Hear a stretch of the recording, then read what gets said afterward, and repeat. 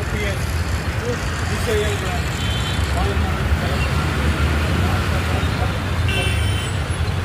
CMP Nageswararao గారు all India SP RPS secretary గారు రావాలి. ఈరోజు అంటే 22 మే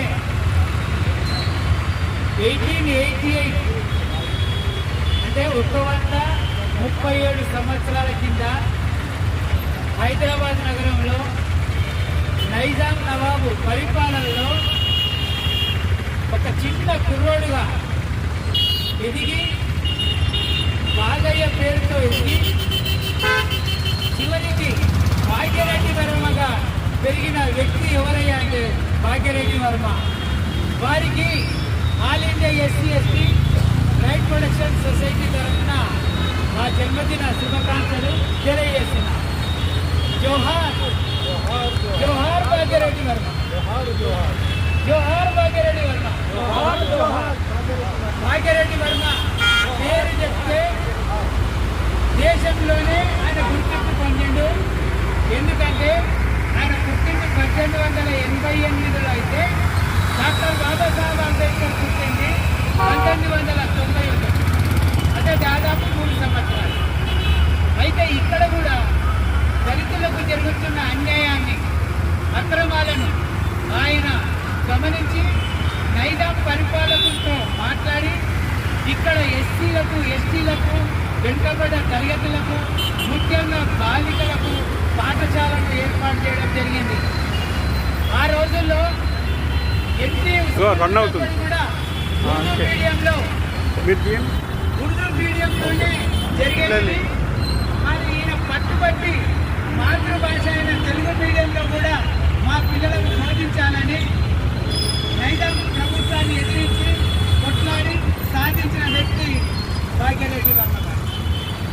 అలాగే భాగ్యరెడ్డి వర్మ గారు ఈ హైదరాబాద్ మున్సిపల్ కార్పొరేషన్లో ఎలక్షన్లు జరుగుతుంటే బిఎస్ వెంకట్రావును మున్సిపల్ కార్పొరేటర్గా నియమించిన వ్యక్తి భాగ్యరెడ్డి వర్మ. అలాగే నైజాం అసెంబ్లీ మీటింగ్లలో ఎలక్షన్లు అయితే దళితుల నుంచి కూడా 10 మంది పేర్లను నామినేట్ చేసి అందులో రిజర్వేషన్ ద్వారా అందులో చేర్చడం జరిగింది. ఇది భాగ్యరెడ్డి వర్మ గారు చేసింది. అలాగే సోదరులారా, బాబాసాహెబ్ అంబేద్కర్ 1931, 1932లో రౌండ్ టేబుల్ కాన్ఫరెన్స్కి వెళ్ళినప్పుడు బాబాసాహెబ్ మా భారతదేశ ప్రతినిధులందరికీ ఆయన ప్రతినిధులని లక్నోలో అలాగే అలహాబాద్లో భాగ్యరెడ్డి వర్మ అక్కడ అధ్యక్షతతో అక్కడ జరిగిన మీటింగ్లో బాబాసాహెబ్ మా నాయకుడు అని బ్రిటిష్ వారికి పంపిన వ్యక్తి భాగ్యరెడ్డి వర్మ గారు. అలాగే సోదరులారా, మీకు తెలుసు బాబాసాహెబ్ అంబేద్కర్ 1956లో బౌద్ధాన్ని స్వీకరిస్తే వేల మంది 5 లక్షల మంది అక్కడ చేరడం జరిగింది. ఆ బౌద్ధిజానికి సంబంధించిన విషయం భాగ్యరెడ్డి వర్మ గారు 1913లో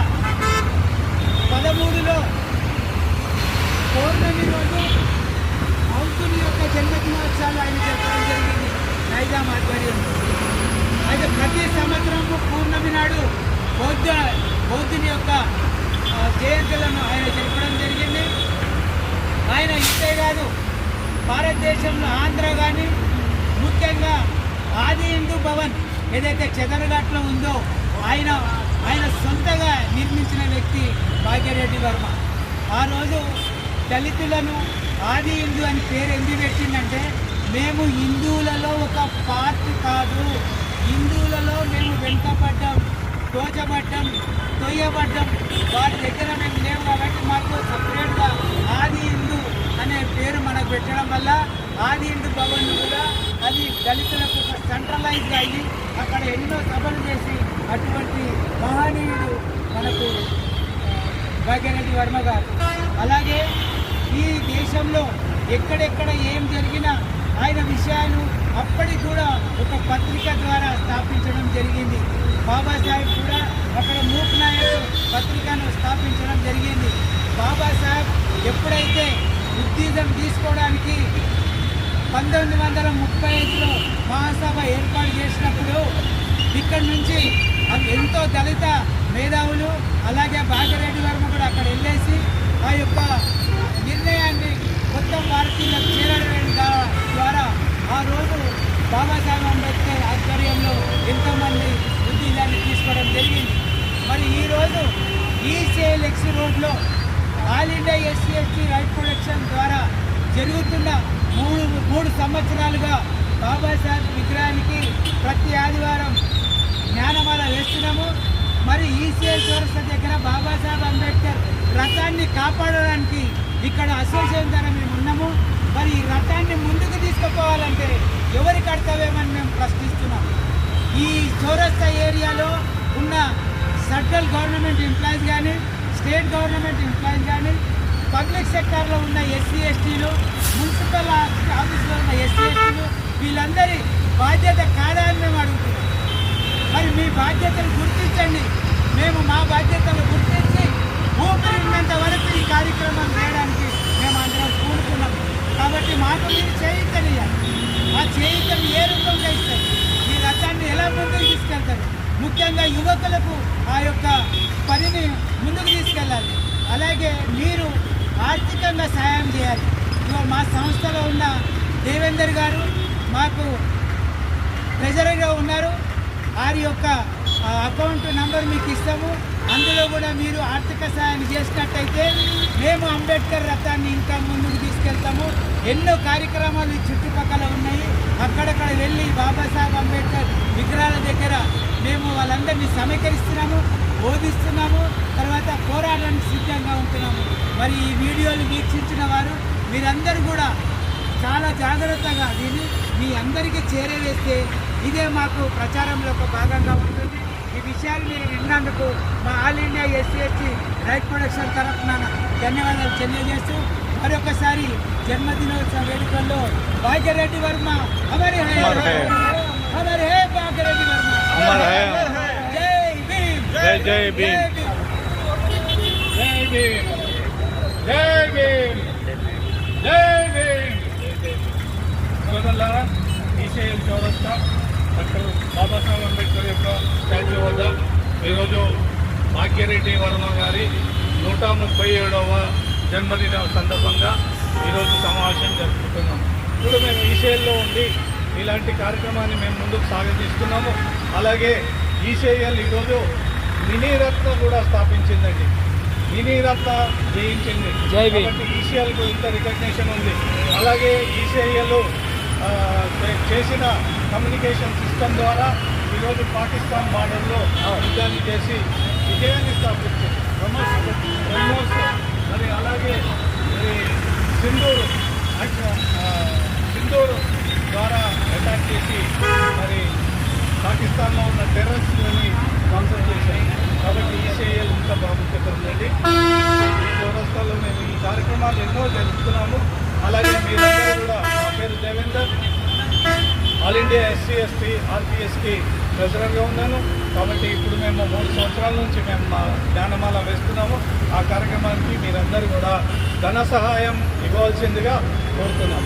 కాబట్టి నా సెల్ నంబర్ ఇస్తాను. పేటిఎంలో కానీ దేంట్లో కానీ మీరు దాంట్లో పే చేయాలి. ధన్యవాదాలు. జై భీమ్. జై జై భీమ్. సోదరులారా, మరి ఇప్పుడు మా ప్రెసిడెంట్ గారు నాగేశ్వరరావు గారు, మరి ప్రెసిడెంట్ దేవేంద్ర గారు మాట్లాడినట్టు ఈనాడు ఇక్కడ భాగ్యరెడ్డి వర్మ గారి జయంతి ఉత్సవాలు ఘనంగా జరుపుకుంటున్నాము.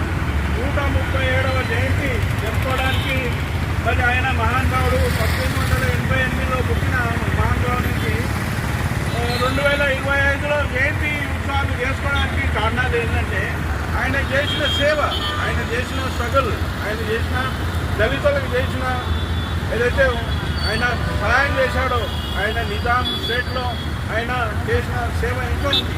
ఆయన మన దళితులకు అయిపోయిందా దళితులకు మనకు బాలికా స్కూల్స్ స్థాపించడం జరిగింది. అలాంటి స్కూల్ ఒకటి ఈసమియా బజార్లో ఈరోజు కూడా జరుగుతుంది.